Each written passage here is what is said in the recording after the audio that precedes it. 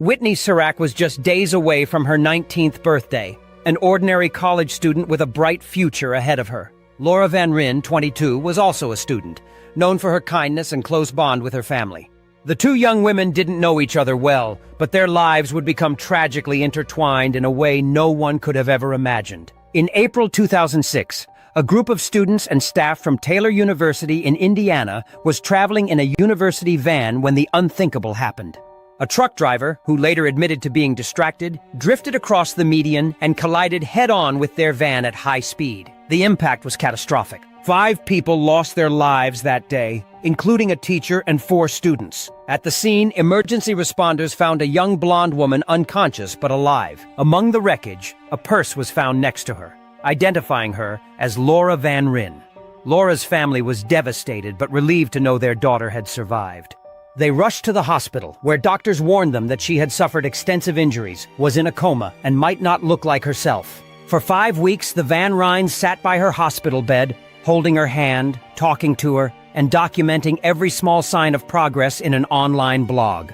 They believed she was slowly waking up, defying the odds. Friends and family poured in their love and prayers, convinced that Laura was fighting her way back. Meanwhile, Whitney Serac's family was grieving. They had been told Whitney had died at the scene of the crash. The grief was unbearable, but they accepted it, planning her funeral and laying her to rest. The Van Ryns even described Whitney's beautiful funeral to Laura, who was still in a coma, hoping it would stir her to wake up. And as weeks passed amazingly, Laura would do just that. But something was off. She seemed confused, struggling to respond to familiar names or questions. Then, one day, she was given a piece of paper and asked to write her name. With a shaky hand, she wrote 5 letters. Whitney. At first, the Van Ryns were confused. But as the young woman continued to insist that her name was not Laura, the horrifying truth began to surface. The girl they had been caring for, the one they believed was their daughter, was not Laura at all. Authorities quickly ordered a check of dental records, and the confirmation came. The girl in the hospital bed was Whitney Serac, not Laura Van Ryn. A tragic mix-up had occurred. In the chaos of the accident scene, with the victims having similar features, the responders had misidentified them. Laura had actually passed away at the scene, and Whitney had survived. Whitney's family was overjoyed to learn she was alive.